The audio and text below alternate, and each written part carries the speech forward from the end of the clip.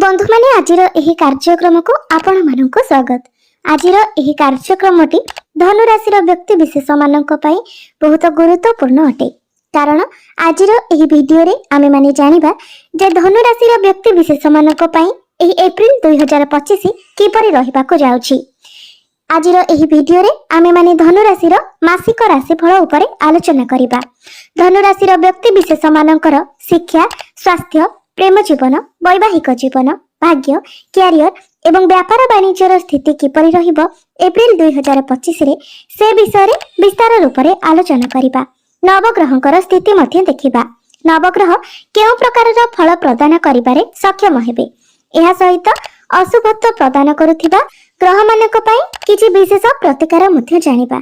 सेथिपई आपणकर जदि धनु राशि होई थाए तो वीडियोटी को स्किप न करी शेष पर्यंत निश्चय देखंतु एवं वीडियोटी को लाइक करी चैनलटी को सब्सक्राइब करि दियंतु।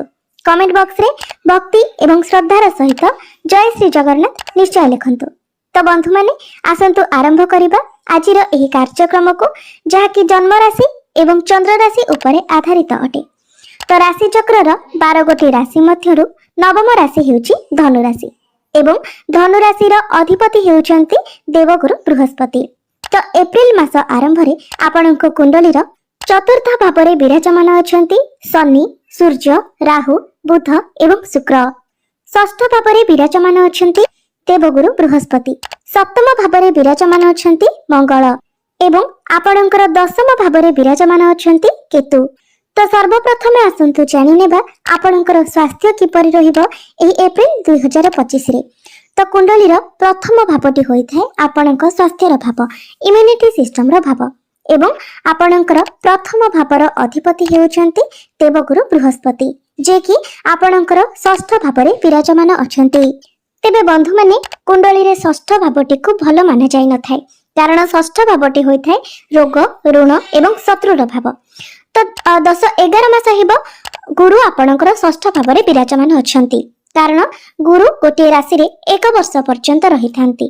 तो 15 मई को गुरु निजर राशि परिवर्तन करी आपणकर सप्तम भाव को चलन करिवे।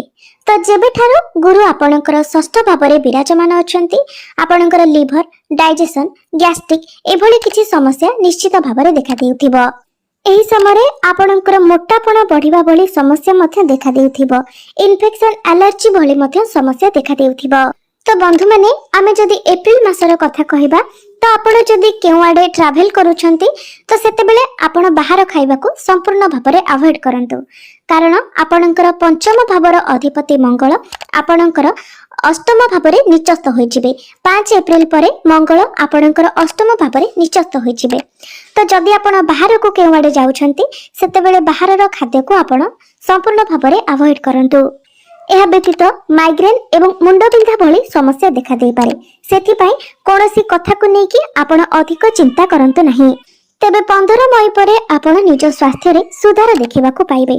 आपणक स्वास्थ्य रे जहाँ भी किछि समस्या थिला ताहा सब धीरे धीरे दूर होई जिवो।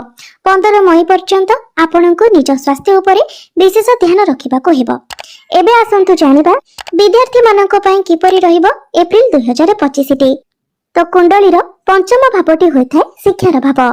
आपणक पंचम भावर अधिपति हेउछंती मंगल जे कि आपणकर सप्तम भाव में विराजमान अछंती। मात्र 5 अप्रैल को मंगल आपणकर अष्टम भाव को चलन करिवे एवं अष्टम भाव में मंगल निचस्त होई जिवे।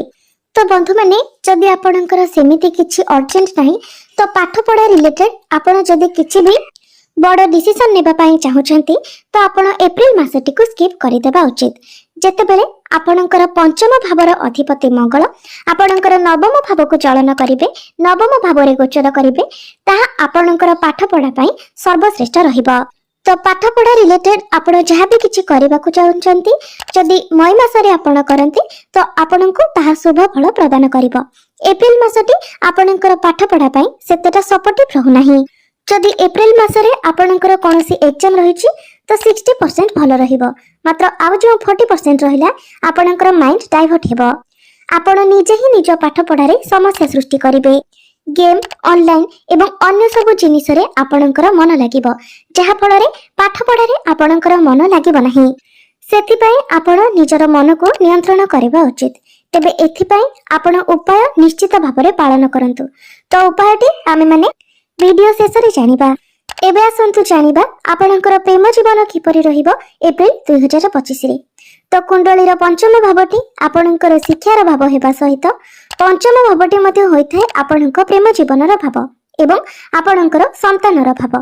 तो आपणकर पंचम भावर अधिपति हेउछंती मंगल, जे कि आपणकर सप्तम भावरे विराजमान अछंती एवं 5 एप्रिल को आपणकर अष्टम भाव को चलन करिवे एवं अष्टम भावरे मंगल निचस्थ होई जिवे।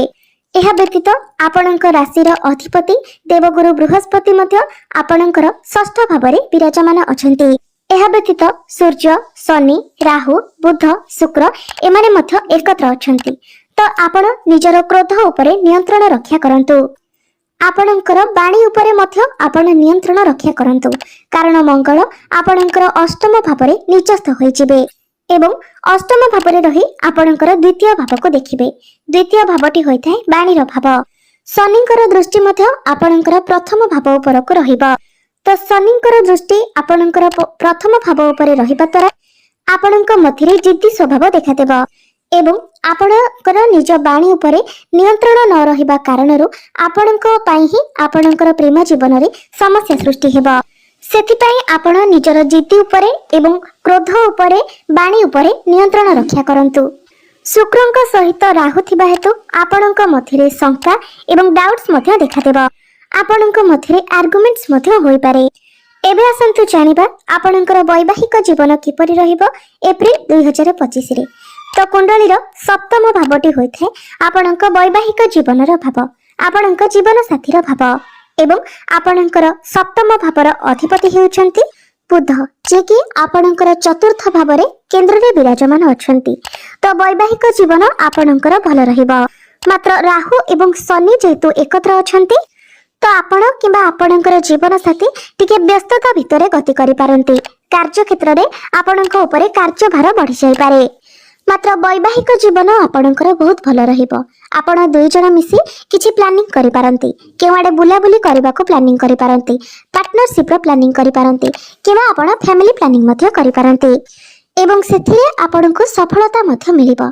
तो बंधु माने एबे आसंतु जानि नेबा सबुठारु गुरुत्वपूर्ण विषय वस्तु आपणकर भाग्य, क्यारियर एवं व्यापार वाणिज्यर स्थिति किपरि रहिबो एप्रिल 2025 रे।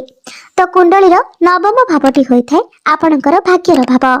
आपणकर भाग्य भावर अधिपति हेउछंती सूर्य, जे कि आपणकर चतुर्थ भावरे विराजमान अछंती एवं 15 एप्रिल को सूर्य आपणकर पंचम भाव को चलन करिवे एवं पंचम भावरे सूर्य उच्चस्थ होई जिवे। तो आपणकर नवम भावर अधिपति पंचम भावरे उच्चस्थ हेबार अर्थ आपणकर भाग्य संपूर्ण रूप रे आपणकर साथ देबो एवं आपण जहा भी करिवे सेथिरे आपणको निश्चित भावरे सफलता मध्य मिलिबो। कारण नवम भावर अधिपति निज ठारो नवम भावरे गोचर करिवे। नवम भाव ठारो नवम भावरे सूर्य गोचर करिबा फलरे भवत भवाम जोगर निर्माण हेबो, जहाकु कि अत्यंत शुभ बोली माना जाय थाए। तो 14 एप्रिल रु 14 मई पर्यंत भाग्यर आपणको संपूर्ण रूप रे साथ मिलिबो। एही समय आपणको सरकारी क्षेत्र अधिक लाभ प्राप्ति हेबो। सरकारी चाकरी हेउ किंबा आपण जदि सरकारी चाकरी पाई प्रिपेयर होछंती तो आपणको चाकरी मध्य मिलि जिवो। एही समय जदि आपण किछि बड़ कार्य आरंभ करबाको चाहउछंती, कोनोसी नूतन कार्य आरंभ करबाको चाहउछंती, किछि बड़ इन्वेस्टमेंट करबाको चाहउछंती किंबा कोनोसी जिनिस आपण किना बिका करबाको चाहउछंती, आपणकर कोनोसी मीटिंग किंबा डील रहिछि तो सब प्रत्येक क्षेत्र रे आपणको सफलता मिलिबो। आपण शुभ मांगलिक कार्यर मध्य आयोजन करि पारंती एवं आमर कुंडली रे सूर्य जेतेबेले उच्चस्थ थांती सेतेबेले समाजर आमको मान सम्मान प्राप्ति होई थाए। तो एप्रिल मासरे आपणको मान सम्मान प्राप्ति हेबो। समाज रे आपणकर पद प्रतिष्ठा वृद्धि पाइबो, आपणको अचीवमेंट्स मध्य मिलिबो। एबे आसंतु जानिबा आपणकर क्यारियर, आपणकर कार्य क्षेत्र किपरि रहिबो एप्रिल 2025 रे। तो आपणकर दशम भावटी होइथाय कार्य क्षेत्रर भाव, क्यारियर भाव। आपणकर दशम भावर अधिपति हेउछंती बुध। तो बुध मध्य आपणकर चतुर्थ भावरे केंद्र रे विराजमान अछंती एवं चतुर्थ भावरे रही दशम भाव को ही बुध देखुछंती। केवल बुध ही नुहंती, सूर्य, शुक्र, राहु एवं शनिंकर दृष्टि मध्य आपणकर दशम भाव उपरे रहुछि। तो पांचटी ग्रहंकर दृष्टि जेहेतु आपणकर दशम भाव उपरे रहुछि तेणु आपण टिके मूडी नेचर रहिबे। तो पांचटी ग्रह मानकर प्रभाव आपणकर दशम भाव में आपण देखा पाइबे। शुक्रंकर दृष्टि जेहेतु पड़ुछि तो आपण निज हिसाब रे काम करने को पसंद करेंगे। आपणक मध्य आलस्य देखादेव।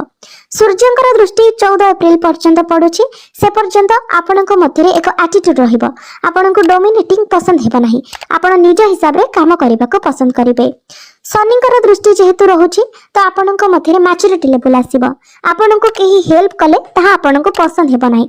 आपण निज काम को निजे करने को पसंद करेंगे। एवं आपणक दशम भाव में जेहेतु केतु विराजमान अछंती एवं केतु 18 मई पर्यंत आपणकर दशम भाव में रहिबे। तो आपणक पाखक जेते काम आसिले मध्य आपणक मध्य गोटे प्रकार डिसैटिस्फैक्शन देखादेव। आपण केबे भी निजर काम को लेकिन संतुष्ट होई परिबे नाही। कारण केतु हेउछन्ते मुंड विहीन ग्रह, छाया ग्रह। तेणु आपण केबे भी आपणकर काम रे सैटिस्फाइड होई परिबे नाही। मात्र 18 मई को जेतेबेले केतु निजर राशि परिवर्तन करे आपणकर नवम भाव को चली जिबे सेतेबेले आपण निजर कैरियर रे बहुत बड़ बड़ परिवर्तन देखिबा को पाइबे।